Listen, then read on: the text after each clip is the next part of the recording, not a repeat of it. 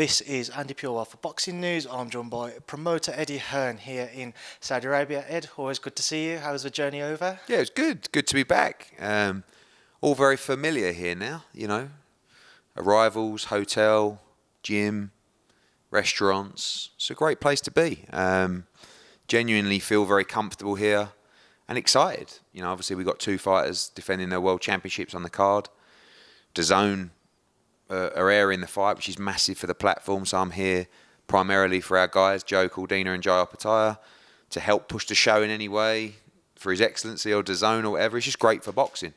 And very excited for that main event, of course. And honestly, I'd be here if I wasn't involved, because I think it's a moment in time, historic moment for the division and for the sport. And I have no idea what's going to happen. And I can't call it, and I keep changing my mind, and just excited for the next few days. I'll get the feeling, Eddie, and we've just had a brief chat there, that you've got a sense of kind of missed out on the recent days of what's gone on out here. Is that the case? No, not at all. I mean, I think we've been heavily involved with what's happened in Saudi Arabia. We're a big part of the plans of the next few shows. We don't have this main event, but we had the last main event, and we had the main event the show before, and we've got the main event in 2 weeks' time, obviously with Queensberry. So, no, honestly, just pleased it's getting done. I think it's great for boxing at the moment. I'm very happy to even be involved in this event. Without His Excellency, imagine me having two world champions co-main event and after that on a Fury-Usyk card, So just shows you what's happening in boxing right now. There's a lot of positivity. Everyone feels good with what's happening. It's just the beginning, I think, for the sport.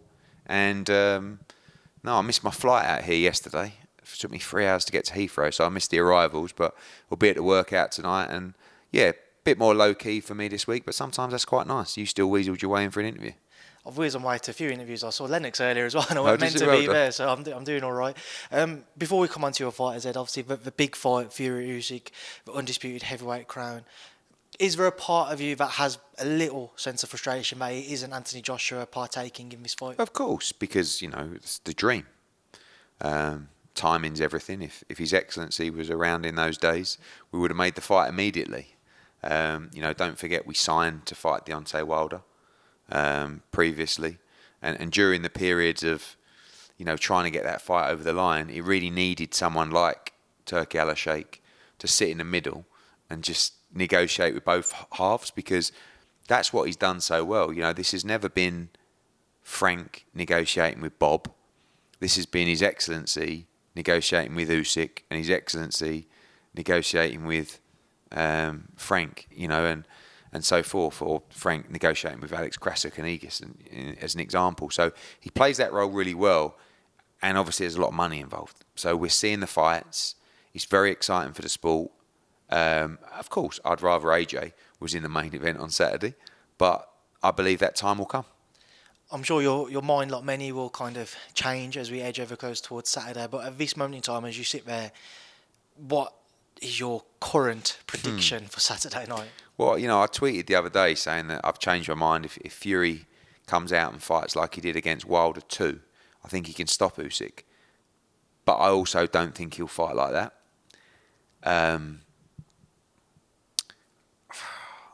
I thought he looked a little bit on edge last night. I don't know. I mean, I'm only watching clips of stuff, but I think he is on edge. And I think that's where you'll get the best Tyson Fury. I think he was on edge for the Klitschko fight. Amazing performance. I think he was on edge for the Wilder fights. Amazing performances. He wasn't on edge against Francis Ngannou. He wasn't on edge against, Christian Hammer or Tom Schwartz or Otto Wallin. So I think Tyson needs that fear factor, and I think he'll have it against Usyk, because for all the middleweight and the rabbit and all this kind of stuff, he knows how good he is, and he's very good. And emotionally, very stable, right? Calm. And I don't know. It's going to be a real classic boxing match. I mean, we know both guys aren't going to come out and just start trading up with each other. They're very smart. Both got incredible movement. I was running next to Ty Mitchell this morning who said, I'm telling you, the best I've ever seen Fury look. And if that's the case, he wins on Saturday night. That's my prediction. But if he's not the same Tyson Fury, and he's not in great shape physically and mentally, I think he's going to really struggle.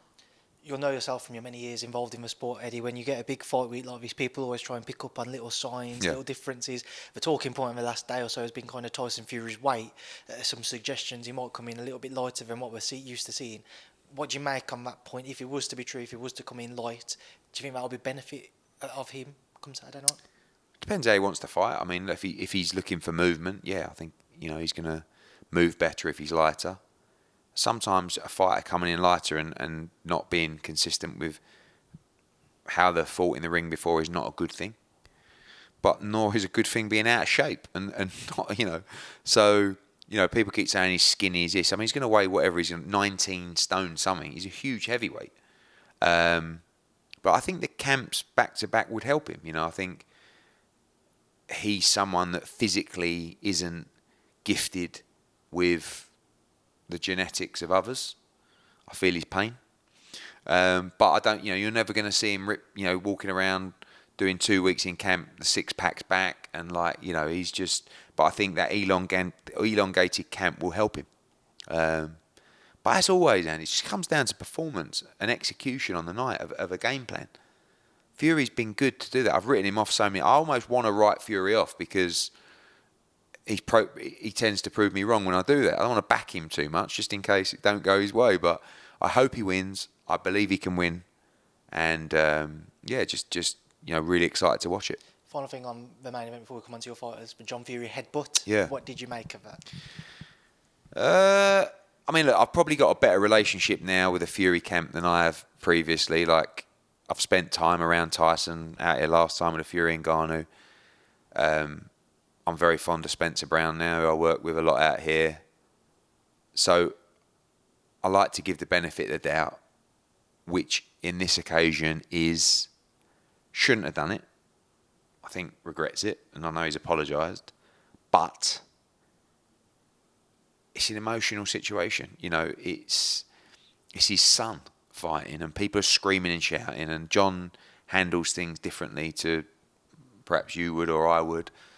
And I'm just glad it wasn't me, because I said in interviews, he always screams and shouts, never does anything. So I might have stood there like a sitting duck and got the nut. But I think John is good for the promotion. I think he's good for the sport. He's very emotional, confrontational. We haven't seen that from him before. So in that respect, I want to say it was out of character. But you also can't really defend it. So, look, he ended up getting cut. The other guy could have cut his eye open, could have been in hospital, whatever. So stay calm, talk the talk, but leave the physical stuff out. But at the same time, I always say, when a fighter reacts like that or pushes and shoves at the weigh-in and you see him rolling, we're putting them in this environment. They're not normal people in that respect, yeah. And what we're asking them to do is not normal. So you can't always expect people to act normally. But let's leave the physical side out, but I want to see, it's got to mean something, and you can tell how much it means to both camps. Has that altercation made you a little bit more wary of crossing paths with John this week? No, because I think now he definitely won't do it again. Surely not. Surely that was a once in a lifetime. No, hopefully, It depends. That went viral, Eddie. So imagine if he did it to you. No, I mean, if he nutted me like that, I think I'd be sparked out on the floor. But yeah, I don't know. I've always I think when you look at what they've achieved, and I know Tommy hasn't yet reached the heights in boxing, but he's made a lot of money on those YouTube fights, and Shane seems to be a man of principle. I think I've spoke to him once or twice, but you can tell that he's not gonna kiss ass. He's gonna, if he don't like you, he ain't gonna want to talk to you. And we got Roman, who seemed like a really nice bloke. I spoke to him briefly before his last fight. Tyson, I like, and I get on with in person. Sometimes there's interviews and he said this and then he said that, but generally they're a pretty impressive family, really. Do you know what I mean? And listen, Tyson's right now the best heavyweight in the world. So good luck to him. Let's just make sure they make it in the ring on Saturday night. Eddie, I'm going to throw one more out there. Speaking to Tyson, he's quite adamant that Usyk rematch takes place next, putting place on any chance of Anthony Joshua stepping in if anyone was willing to step aside. Do you buy that, or do you think there's still... Yeah, no, look, contractually that's the case. So you have to say there's going to be 2 fights. You know, as I said before, if Tyson Fury wins, the whole world will be calling for the Joshua fight. And I know how His Excellency works, but also, as they've confirmed, there's a 2-fight deal. So, yeah, expect to see Fury-Usyk in October or November or whenever it's going to be. But what if? What if Usyk breaks his hand on Saturday night and gets beat and can't fight for a year? Listen, we'll see. But, you know, yes, on paper, contractually, there are 2 fights, and that is the likely scenario. Eddie, Joe Cordina and to Cacace. Joe's going to be a big favourite. What challenges does Cacace pose? I think it's a tough fight. You know, Cacace's a good fighter, skilled. It's his chance. It's a big stage. Joe's been on that big stage many, many times. I think the extra, like the delay to this fight from March 8th, was it? Or whenever it was supposed to take place, Feb 17, will actually do Joe good, because that was a fast turnaround for him. I think he's in great shape. I think his weight will be better. And I think you'll get a great performance from Joe Cordina. I really do. It's the start of the Matchroom v Queensbury 5v5.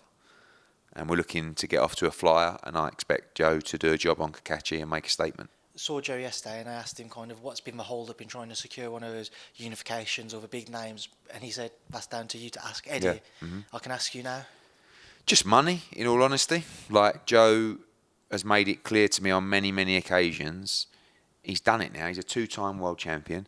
He wants to cement his financial future, which I think he's 100% right. You know, wants to provide a great life for his family, which I think he's 100% right. And sometimes, you know, this fight is a bit of a blessing in disguise, because obviously he's getting paid very well. It's not a mega fight, but it will also give him the platform to hopefully move forward and have other big fights out here as well, or go to America, or, you know, we're talking about doing America versus UK in Riyadh season. You know, maybe this is a great fight. Maybe you see it again on, you know, the Wembley card. I don't know, maybe Nick Ball moves up to super. There's loads of things that can happen, but we're in a good place, and Joe's made it very clear to me what he wants, and obviously it's our job to deliver. This one was delivered, and it's a great opportunity for him. Another man, Joe Opetaia, rematch with Hearn-Briedis. Seems like there's a little bit more kind of a personal rivalry there now.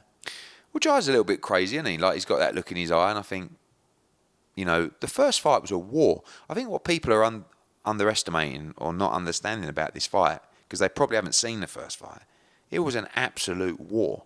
I mean, Joe Opetaia broke his jaw in 2 places early in the fight and fought the entire fight like that, right? And Briedis is a very good cruiserweight. Like, with all due respect to Zorro and Jordan Thompson, they're very good domestic cruiserweights. But Briedis is a proven world-level guy. Like, he's been number 1 in the division for a long time. That was a massive win for Jai. And this is a real fight. A very, very tough fight. But I think Jai's very special. I do. And I think he'll win this fight by stoppage. Just a few other things before we wrap this up. I saw that IBF have ordered Canelo versus William School. Do you expect him to take that on? Or no, I mean, this is what happens when you're undisputed. Obviously, you've got Edgar Berlanga. He's the mandatory with the WBA. We expect that to get called as well. William Skull. I mean, you know, if you're looking, with all due respect to William Skull, if you're looking commercially at what fight to take between Berlanga and Skull, you know what you're doing. So, I don't know, it's difficult because Canelo really does put a value on undisputed. But that fight's a non-starter, so I don't know what will happen. I've seen Devin Haney's attorney's now written an 8-page letter to the New York Commission asking for Ryan Garcia to be disqualified from their fight due to PED use and prohibited use of IVs. The IVs part we didn't know until I've seen that. What can you tell me? Yeah, I mean, the IV stuff was all over the build-up stuff with DAZN, and, you know, I think, you know, when you talk about disqualification, what is that, giving Devin Haney the victory?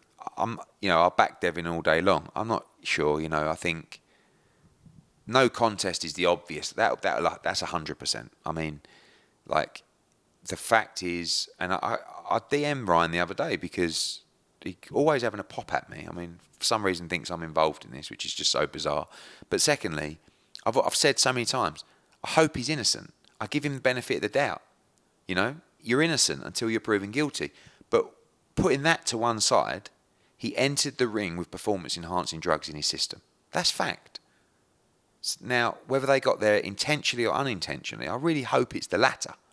But I back Ryan, but he has to go through the process. Do you know what I'm saying? So what you can't just do is go, it's a conspiracy theory. It was in you. So we've got to find out why it was in you. If you were cheating, that's something completely different. If you were unintentionally had that in your system, then unfortunately, as we're seeing with other situations, that's also unlucky, but tough. But at least there's no intent, and you can suffer that with a person, you know? So he has to go through that system. Speaking of all things kind of ongoing cases, Conor Benn lost the appeal to British Boxing Board Control and UCAD. What can you tell me in your reaction to all of that now? There's a lot I want to say, but obviously now his lawyers are going through that process. I just think it's a mess. I mean, I don't believe it was the right decision. Obviously, previously he was cleared to fight. His suspension was lifted. Now that suspension has been put back in place, which again we think is completely wrong. It's 2 years in a couple of weeks since the test, which is just unbelievable when you look at other cases. I think the board have played it poorly. I think Conor's played it poorly at times. I think we've probably played it poorly at times. But everyone's kind of running out of time, including UCAD and the board, and sooner or later he has to be allowed to fight again. So sometimes you have to conform with things even when you've fought tooth and nail and you don't agree that it should play out that way. But the priority is getting back in the ring. So I said I wouldn't say anything, but you know, there's a lot I want to say, but unfortunately I have to let his lawyers deal with it and hope to see him back in the ring as soon as possible. Do you think it becomes more realistic that you explore other markets outside of the board now? No, because the suspension is something that makes that difficult. You know, as I said before, the whole argument of being cleared to box was because the suspension was lifted, right? And it baffles me that I still have that conversation. Well, he wasn't cleared to fight. He 100% was, right? Now he's not. So, well, do you acknowledge he's now not cleared to fight? Yes. But I don't believe that suspension is correct. But that's for Conor to deal with. So right now, it's very difficult for him to fight around the world because other commissions will look at that suspension. So that's an ongoing conversation with the board and UCAD. But, you know, it's almost time to just say, what do I have to do? But that's over to him. I did see Sean Gibbons said that the Ben Pacquiao fight was close until losing that appeal. Was that the case? Yeah, it's pretty much done. I mean, it wasn't necessarily the fight we were going to take, but it was there to be done. No contracts exchanged, but terms. We knew the terms of both parties, and it was definitely a fight that could be made, and that's got to come into consideration. I've seen you had a few back and forths with Chris Eubank Jr. In the last day or so as well. Yeah, I mean, he's just regurgitating what Gervonta Davis said, which, you know, Gervonta Davis just doesn't have a clue. Like, he just listens to people. We've never had a conversation. Doesn't know me in the slightest. But people have told him this and that. The reality is, as I've said before, to Gervonta Davis, when we receive those tests, they go to the commission. It's up to them to make a ruling. Contractually, we can't do anything until the commission makes their ruling. Unfortunately, it took weeks, and they made that ruling on the Wednesday of the fight. But as for Chris Eubank Jr., this is the guy, you know, who reposted that interview, yet spoke to doctors, spoke to his promoter, and was happy to proceed with the fight. This is previous to the commission's decision. And then when the commission made the decision, was also happy to continue the fight, but wanted an extra £1 million for the benefit. So the world is full of hypocrisy, particularly in boxing. And the answer was no, we're not proceeding with the fight.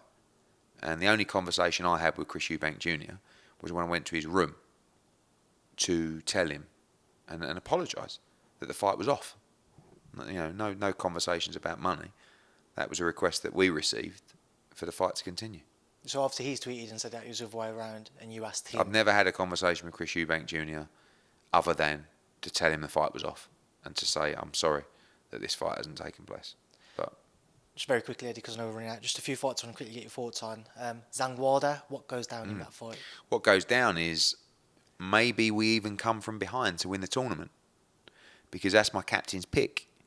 It's double bubble. If he knocks him out, we get 4 points, and that could win the whole thing. It's a great fight. Could go either way. I back Deontay Wilder to win that fight by knockout. You have Taylor-Catterall 2 next weekend as huge. well. Hopefully there's nothing. Yeah, I mean, what a 3 weeks. You know, Fury-Usyk, Taylor-Catterall, 5v5. Unbelievable.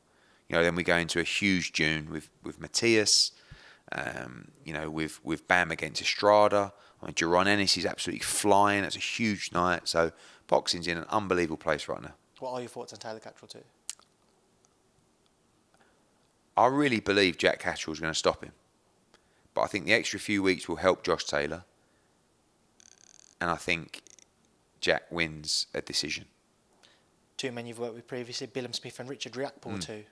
Your thoughts again, please, Eddie? Yeah, I did the first fight. Yep. I heard someone say it was an 8-rounder, wasn't it? It was a 10-rounder, wasn't it? Yeah.